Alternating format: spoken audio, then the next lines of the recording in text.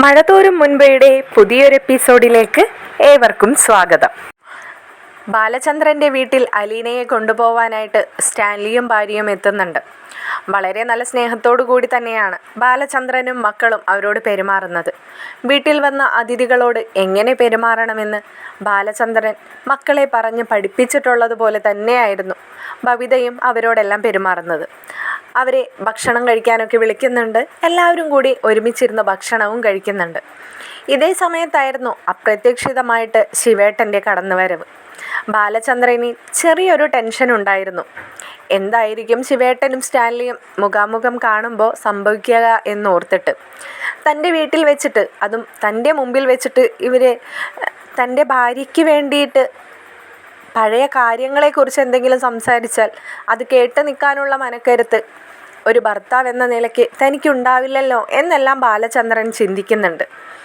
എന്നാൽ ശിവേട്ടന് പെട്ടെന്ന് തന്നെ സ്റ്റാൻലിയെ കണ്ട് മനസ്സിലാവുന്നുണ്ടായിരുന്നില്ല. ശിവേട്ടൻ വന്നവരോട് ഒരു വിഷ് ചെയ്തതിന് ശേഷം അമ്മയുടെ മുറിയിലേക്ക് പോവുകയാണ്. അമ്മയോട് അവിടെ ചെന്നിരുന്ന് സംസാരിക്കുന്നതിനിടയിൽ അമ്മയുടെ നാവിൽ നിന്നുമാണ് ശിവേട്ടൻ ആ സത്യം മനസ്സിലാക്കുന്നത്. അകത്തിരിക്കുന്നത് സ്റ്റാൻലിയും ഭാര്യയുമാണെന്ന്. ശിവേട്ടന് പിന്നെ എന്ത് ചെയ്യണമെന്നോ തിരിച്ച് പുറത്തേക്ക് ഇറങ്ങിപ്പോവാനോ കഴിയാത്ത ഒരവസ്ഥയിലായിരുന്നു. അമ്മയുമായിട്ടുള്ള തുടർന്നുള്ള സംഭാഷണത്തിൽ നിന്നും ശിവേട്ടൻ മനസ്സിലാക്കുന്നുണ്ട് അലീനയെ തിരിച്ച് വിളിച്ചു കൊണ്ടുപോവാനായിട്ടാണ് അവർ വന്നതെന്ന്. അതറിയുന്ന ശിവേട്ടന് വല്ലാതെ ദേഷ്യവും വരുന്നുണ്ട്. ഇനിയും അലീനയെ എന്തിനാണ് അവിടെയും ഇവിടെയും ഇങ്ങനെ ഇട്ട് ഓടിച്ചു നടക്കുന്നതെന്നായിരുന്നു ശിവേട്ടൻ്റെ ചോദ്യം. അതിന് മറുപടിയായി മുത്തശ്ശിയും പറയുന്നുണ്ട്, എത്ര വന്നാലും അവളുടെ അച്ഛൻ തന്നെയല്ലേ, അവൾക്ക് പോവാതിരിക്കാൻ കഴിയില്ലല്ലോ വന്ന് വിളിക്കുമ്പോൾ എന്ന്. അപ്പോൾ ശിവേട്ടൻ പറയുന്നുണ്ട്, ഇത്രയും കാലമില്ലാത്ത ഒരച്ഛൻ ഇനി എന്തിനാണ്? ബാലചന്ദ്രൻ എല്ലാ അർത്ഥത്തിലും അവളുടെ ഒരു അച്ഛൻ്റെ സ്ഥാനത്ത് നിന്ന് എല്ലാ കാര്യങ്ങളും ചെയ്തു കൊടുക്കുന്നുണ്ട്. ഒരു പക്ഷേ അമ്മേ, എൻ്റെ മകൻ മനു ശങ്കറാണ് അവളെ വിവാഹം കഴിക്കുന്നതെങ്കിൽ മനു അവളോട് ഇങ്ങനെ ഒരു അച്ഛനും കുടുംബവും വേണ്ട എന്നൊരു തീരുമാനമെടുക്കാൻ പറഞ്ഞു കഴിഞ്ഞാൽ അവൾക്ക് ആ തീരുമാനം എടുക്കേണ്ടി വരില്ലേ? അപ്പോൾ എന്തുകൊണ്ടും ഇപ്പോഴേ ഈ ബന്ധം അങ്ങ് അവസാനിപ്പിക്കുന്നത് തന്നെയല്ലേ നല്ലത്. അവൾ എന്നും വൈജയുടെയും ബാലചന്ദ്രൻ്റെയും മകളായിട്ട് തന്നെ ഇരിക്കുന്നതാണ് എല്ലാവർക്കും എന്തുകൊണ്ടും നല്ലത്. ഇവനെപ്പോലെ ഒരു കുടുംബം കലക്കിയെ നമ്മുടെ വീട്ടിലേക്ക് വലിച്ച് ഇഴച്ച് കൊണ്ടുവരേണ്ട ഒരാവശ്യവും ഉണ്ടായിരുന്നില്ല. അത് ബാലചന്ദ്രൻ്റെ ഭാഗത്ത് നിന്നും വന്ന തെറ്റാണ്. അപ്പോൾ ഇത് കേൾക്കുന്ന മുത്തശ്ശിക്ക് ദേഷ്യം വരുന്നുണ്ട്. മുത്തശ്ശി ശിവനോടായി പ്രതികരിക്കുന്നുണ്ട്, ബാലചന്ദ്രനായോ ഇപ്പോൾ നിങ്ങളുടെ മുമ്പിലൊക്കെ തെറ്റുകാരൻ? നിങ്ങളുടെ പെങ്ങൾ ചെയ്തു വെച്ച എല്ലാ തെറ്റിനും പ്രായശ്ചിത്തമായിട്ടാണ് ബാലചന്ദ്രൻ ഇപ്പോൾ ആ മകളെ സംരക്ഷിക്കുന്നത്. അതൊക്കെ നീയൊന്നും മറന്നു പോണ്ട. തല മറന്ന് എണ്ണ തേക്കരുതെന്ന് പറയുന്നത് വെറുതെയല്ല ശിവ, അതൊക്കെ ഓർത്ത് വെച്ചേക്കണമെന്ന്.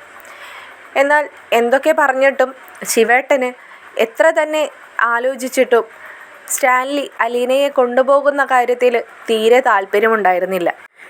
അമ്മ എത്രയൊക്കെ പറഞ്ഞ് ശിവനെ തടുക്കാൻ ശ്രമിച്ചിട്ടും ശിവേട്ടൻ്റെ ഉള്ളിലെ രക്തം ഇങ്ങനെ തിളച്ചുകൊണ്ടിരിക്കുകയായിരുന്നു. ശിവേട്ടൻ പെട്ടെന്ന് തന്നെ ഹാളിൽ വന്നിട്ട് ചോദിക്കുന്നുണ്ട്, എന്തർത്ഥത്തിലാണ് നിങ്ങൾ ഇവളെ കൊണ്ടുപോകാൻ ഉദ്ദേശിക്കുന്നതെന്ന്? അർത്ഥം എന്താണെന്ന് ഞാൻ പറഞ്ഞു തന്നിട്ട് വേണോ ശിവേട്ടനെന്ന് സ്റ്റാൻലിയും ചോദിക്കുകയാണ്. സ്റ്റാൻലിയോടായി ശിവൻ പറയുന്നുണ്ട്, താനുമായി ഒരു തർക്കത്തിനോ ഒരു വാക്കുയുദ്ധത്തിനോ ഞാൻ തയ്യാറല്ല, എനിക്കതിന് താല്പര്യവുമില്ല. പക്ഷേ എനിക്ക് പറയാനുള്ളത് ഒന്നേ ഒന്ന് മാത്രം, അലീനയെ ഇവിടെ നിന്നും നിങ്ങൾ ഇനി കൊണ്ടുപോകാൻ ഞാൻ സമ്മതിക്കില്ല. നിങ്ങളങ്ങനെ കൊണ്ടുപോവുകയാണെങ്കിൽ ലീഗലി ഞാൻ മൂവ് ചെയ്യുകയും ചെയ്യും. ഒരിക്കലും നിങ്ങൾ ഉപേക്ഷിച്ചവരാണ് ഇവളും ഇവളുടെ അമ്മയും. ഇനി അത് ഞാൻ സമ്മതിച്ചു തരില്ല സ്റ്റാൻലി. ഇവളെ സംരക്ഷിക്കാൻ ഇവിടെ ബാലചന്ദ്രനുണ്ട്. ആ ബാലചന്ദ്രനാണ് അവളിവിടെ കൊണ്ടുവന്നതും. അതെല്ലാവർക്കും അറിയാവുന്ന കാര്യവുമാണ്. ഇനി സ്റ്റാൻലി എന്ന ഒരു പേര് ഞങ്ങളുടെ ആരുടെയും കുടുംബത്തിൽ വരാൻ പാടില്ല എന്ന് ശിവേട്ടൻ പറയുമ്പോൾ സ്റ്റാൻലി പറയുന്നുണ്ട്, ഞാനായിട്ട് കയറി വന്നതല്ല, എന്നെ വിളിച്ച് കയറ്റിയതാണ് ഈ നിൽക്കുന്ന ബാലചന്ദ്രൻ. എനിക്കിങ്ങനെ ഒരു മകൾ ജീവിച്ചിരിപ്പുണ്ടോ എന്ന് പോലും എനിക്കറിയില്ല. ഞാൻ എൻ്റെ കുടുംബവുമായി സമാധാനത്തോടു കൂടി ജീവിക്കുമായിരുന്നു. ആ ജീവിതത്തിലേക്ക് എനിക്കൊരു സമാധാനക്കേട് കൊണ്ടുവന്നിട്ടത് ബാലചന്ദ്രൻ തന്നെയാണ്. എന്നിലുണ്ടായ ഒരു മകള് അനാഥയെപ്പോലെ ഇങ്ങനെ പല വീടുകളും ഹോം നേഴ്സായിട്ട് വർക്ക് ചെയ്യുന്നു എന്നൊക്കെ പറയുമ്പോൾ ഏതൊരച്ഛനുണ്ടാവുന്ന അതേ മാനസിക ബുദ്ധിമുട്ട് തന്നെയാണ് എനിക്കും ഉണ്ടായത്. നിങ്ങളൊരച്ഛനാണല്ലോ, നിങ്ങൾക്കത് ചിന്തിക്കാവുന്നതേ ഉള്ളൂ. നിങ്ങളിപ്പോൾ നിങ്ങളുടെ മകൻ ഹരിക്ക് വേണ്ടിയിട്ട് എവിടെയൊക്കെ കയറി ഇറങ്ങുന്നുണ്ട്? അത് നാണവും മാനവും നോക്കിയിട്ടാണോ നിങ്ങൾ ആരുടെയൊക്കെ കാല് പിടിക്കാൻ നടക്കുന്നുണ്ടാകാം? സ്റ്റാൻലിയുടെ ആ ചോദ്യത്തിന് മുമ്പിൽ ശിവേട്ടനൊന്ന് പതറിപ്പോവാണ്. ശിവേട്ടന് എന്ത് പറയണമെന്നറിയുന്നില്ല. ഇവർ തമ്മിലുള്ള സംസാരമൊക്കെ കേട്ടിട്ട് ബാലചന്ദ്രനും ഒന്നും മിണ്ടുന്നില്ല. ബാലചന്ദ്രൻ വല്ലാത്തൊരു വിഷമത്തിൽ തന്നെയാണ് അലീനയെ കൊണ്ടുപോകുന്നതിനായിട്ടുള്ള.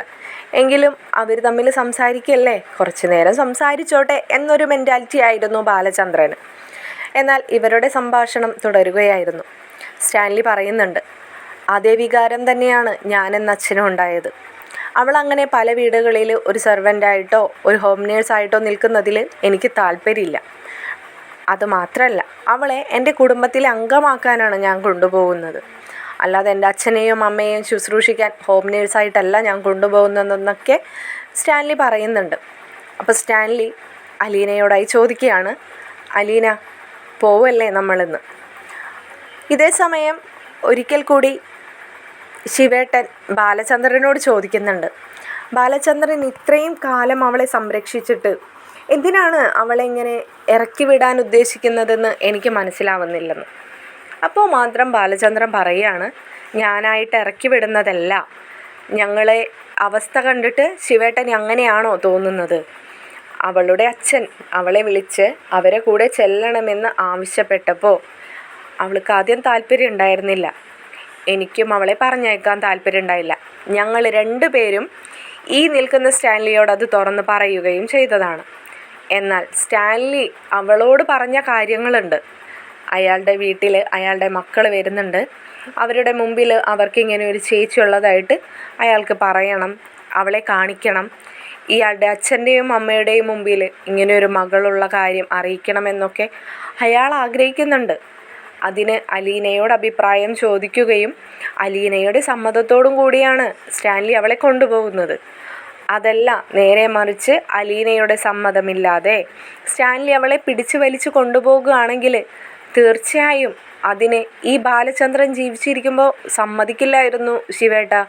പക്ഷെ ഇതിലെനിക്കൊന്നും ചെയ്യാനില്ല.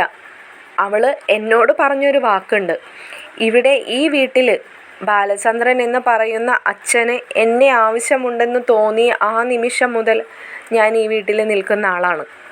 എന്നാൽ നേരെ മറിച്ച് സ്റ്റാൻലി എന്ന് പറയുന്ന എന്നെ പിറപ്പിച്ച എൻ്റെ അച്ഛന് ഒരാവശ്യം വരുമ്പോഴും ഞാൻ അവിടെ വേണമല്ലോ എന്നാണ് അലീന എന്നോട് ചോദിച്ചത്. അവൾ ആ ചോദിച്ചത് സത്യസന്ധമായ ഒരു കാര്യമല്ലേ ശിവേട്ട? അതിനെനിക്ക് എന്ത് ചെയ്യാൻ കഴിയും? ബാലചന്ദ്രൻ ആ വാക്കുകൾ അവിടെ പറഞ്ഞു നിർത്തുകയാണ്.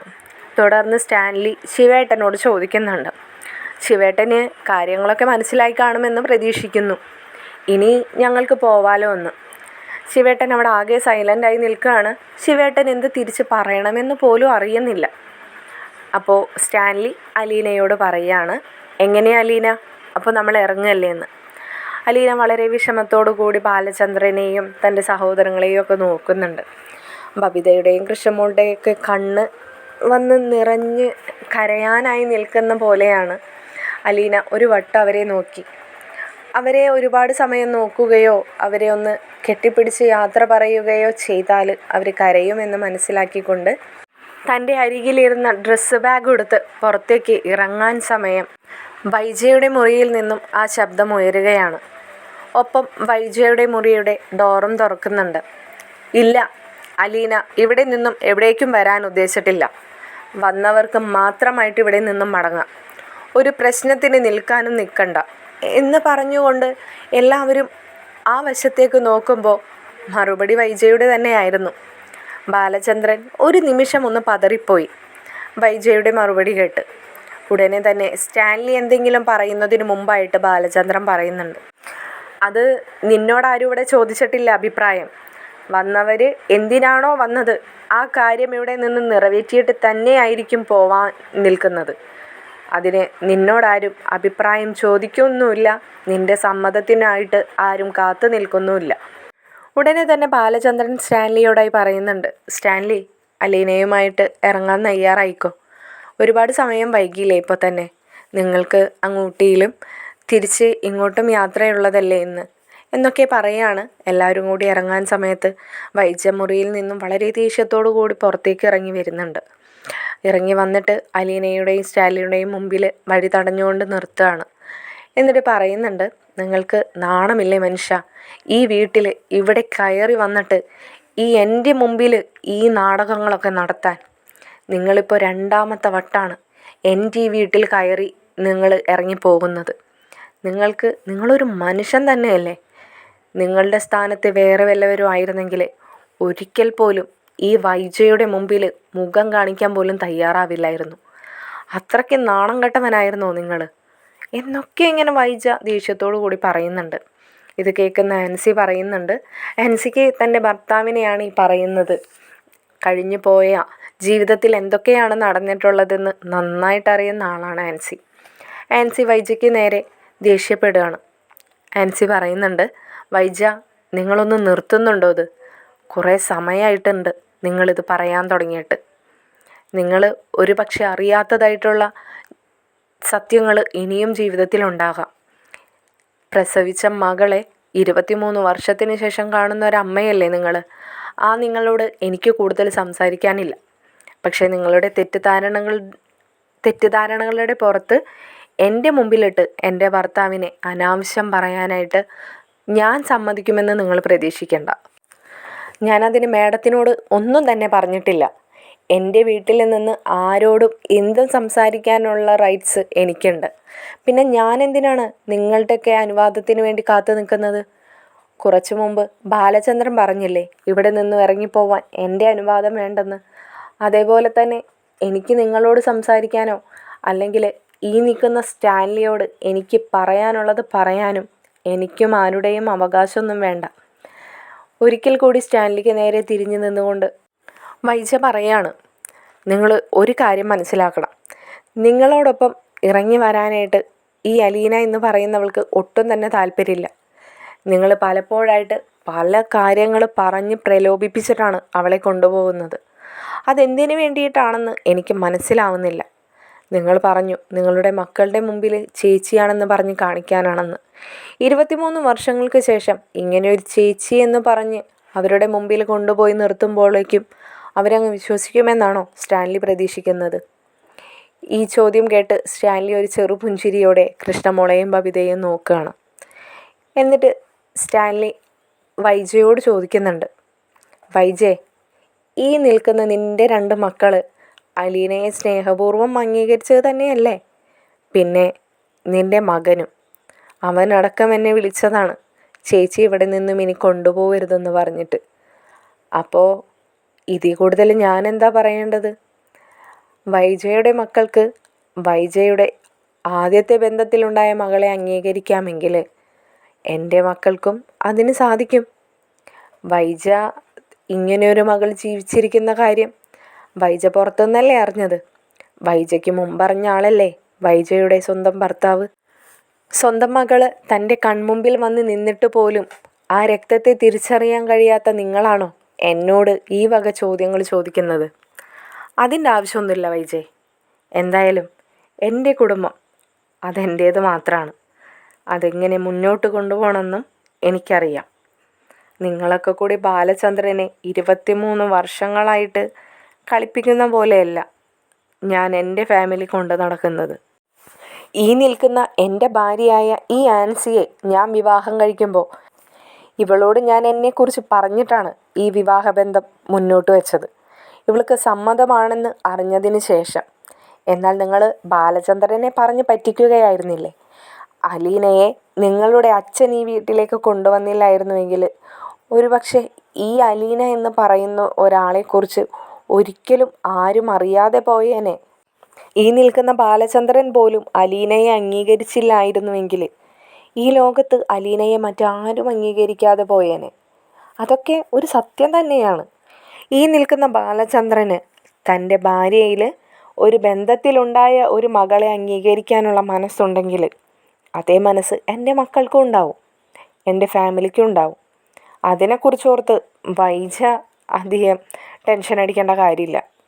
അലീന ഇറങ്ങാൻ നോക്ക് എന്ന് ഒരിക്കൽ കൂടി സ്റ്റാൻലി പറയുന്നുണ്ട്. അലീനയ്ക്ക് മുമ്പിലേക്ക് വട്ടം കടന്നു നിന്നുകൊണ്ട് വൈജ ചോദിക്കുന്നുണ്ട്, ഈ നിൽക്കുന്ന നിൻ്റെ സഹോദരങ്ങളെ നീയായിട്ട് നിൻ്റെ ജീവിതത്തിലേക്ക് കടത്തിക്കൊണ്ടുവന്നതാണ് ഇവരെ. ഇവരെ ഉപേക്ഷിച്ചിട്ട് എങ്ങനെയാണ് നിനക്ക് പോകാൻ കഴിയുന്നത് അലീന? എന്ത് കാര്യത്തിനാണ് നീ ഇങ്ങനെയുള്ളവരെ പേടിക്കേണ്ടത്, അല്ലെങ്കിൽ തന്നെ പേടിക്കുന്നത്? ഞാൻ ആരെയും പേടിച്ചിട്ടൊന്നുമല്ല മാഡം അവരെ കൂടെ പോകുന്നത്. അലീനയുടെ ആ വാക്കുകൾ കേട്ട് സ്റ്റാൻലി പോലും ഒന്ന് ചിരിച്ചു പോകുകയാണ്. ഇപ്പോഴും തൻ്റെ അമ്മയെ കണ്ടുപിടിച്ചിട്ടും അവൾ മാഡം എന്നാണല്ലോ അവളെ വിളിക്കുന്നതെന്ന് ഓർത്തു പോവുകയാണ്. അലീന പറഞ്ഞ കാര്യം തുടർന്ന് തന്നെ പറയുകയാണ്. എനിക്ക് ആരെയും പേടിക്കേണ്ട കാര്യമുണ്ടോ മാഡം? ഞാൻ ജോലി ചെയ്ത് ജീവിക്കുന്ന ആളാണ്. എനിക്ക് എന്തിനാണ് ഞാൻ പേടിക്കുന്നത്? പിന്നെ ഞാനൊരു സത്യത്തിൽ വിശ്വസിക്കുന്നുണ്ട്. അച്ഛൻ, അമ്മ എന്ന് പറയുന്ന സത്യങ്ങളിൽ ഈ നിൽക്കുന്ന ബാലചന്ദ്രനാണ് എൻ്റെ അച്ഛനായിട്ട് ഞാൻ ആദ്യം മനസ്സിൽ കാണുന്നത്. അദ്ദേഹം പറയുന്ന ഓരോ വാക്കും അനുസരിക്കാൻ തന്നെയാണ് എനിക്കിഷ്ടം.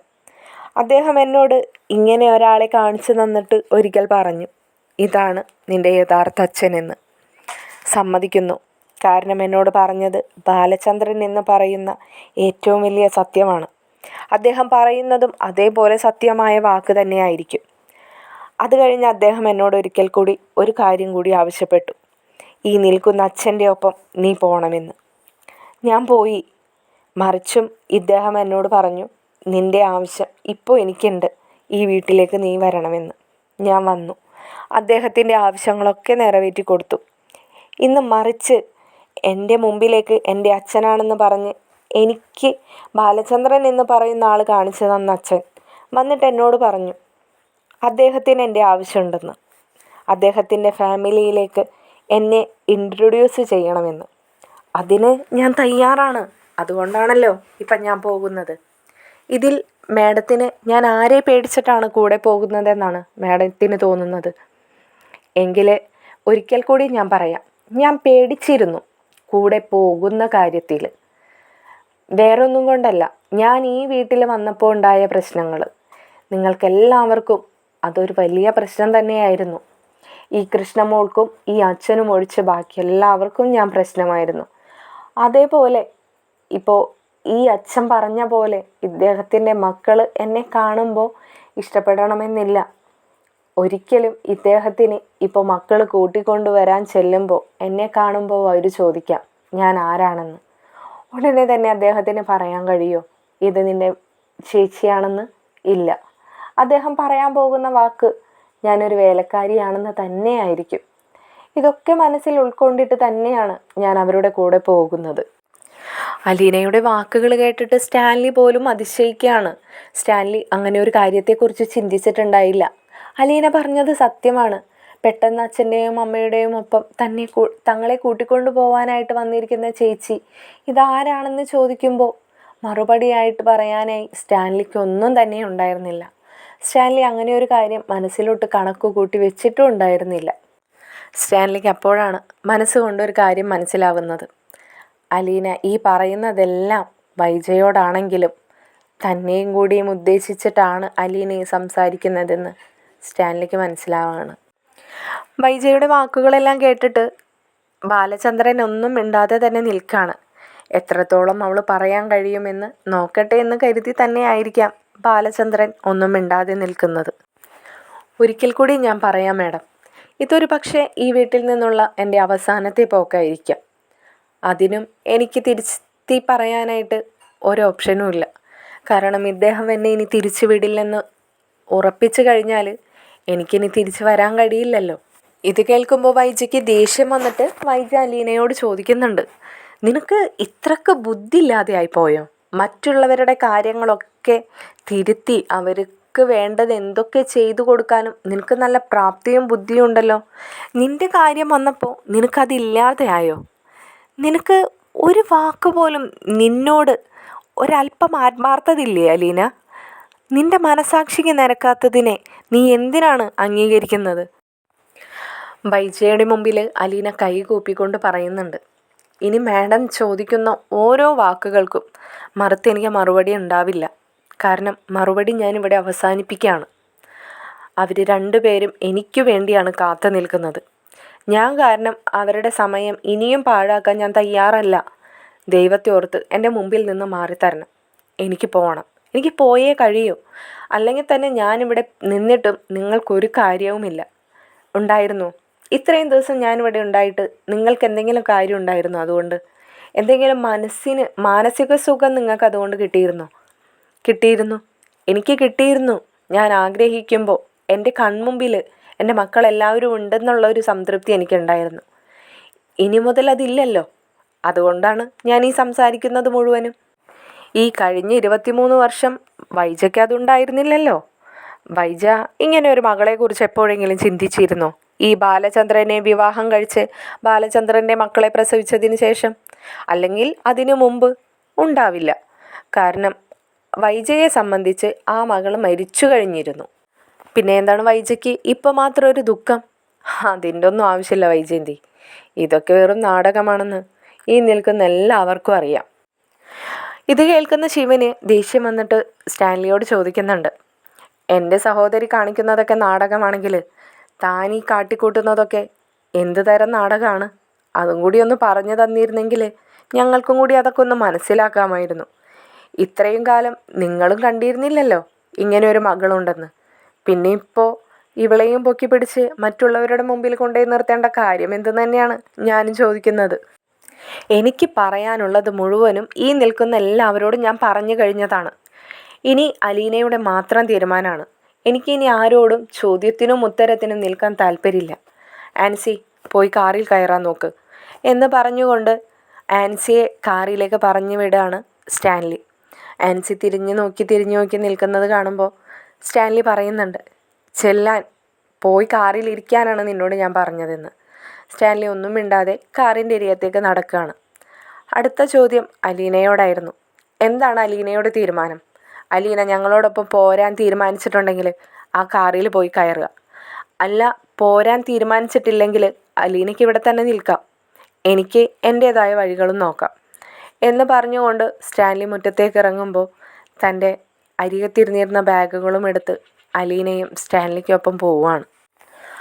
ആ പോക്ക് വല്ലാത്തൊരു വിഷമം നിറഞ്ഞതായിരുന്നു. കാരണം തൻ്റെ സഹോദരിമാരോട് ഒരു യാത്ര പോലും പറയാൻ കഴിയാതെയായിരുന്നു അലീന ആ വീടിൻ്റെ പടി ഇറങ്ങി പോകുന്നത്.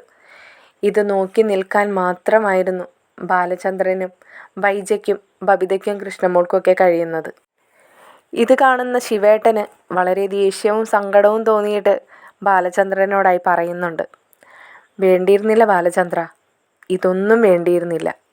അത് പറഞ്ഞുകൊണ്ട് ശിവേട്ടൻ അമ്മയുടെ മുറിയിലേക്ക് തന്നെ തിരിച്ചു പോവുകയാണ്. നെടുമ്പുരയ്ക്കൽ വീടിൻ്റെ ഗേറ്റ് കടന്ന് ആ കാറ് പോകുന്നത് വരെയും കണ്ണ് ചിമ്മാതെ ആ കാറിനെ തന്നെ നോക്കി നിൽക്കുകയായിരുന്നു ബബിതയും കൃഷ്ണമോളും ബാലചന്ദ്രനും ഒപ്പം വൈജയും. മറ്റൊരു എപ്പിസോഡുമായി മറ്റൊരു വീഡിയോയിലൂടെ വരുന്നതായിരിക്കും. നിങ്ങൾക്ക് ഈ വീഡിയോസും ചാനലും ഇഷ്ടപ്പെടുന്നുണ്ടെങ്കിൽ ഹൈപ്പ് ചെയ്യാനും സബ്സ്ക്രൈബ് ചെയ്യാനും നിങ്ങളുടെ വിലയേറിയ അഭിപ്രായങ്ങൾ കമൻറ്റിലൂടെ അറിയിക്കാനും മറക്കരുത്. ശുഭരാത്രി.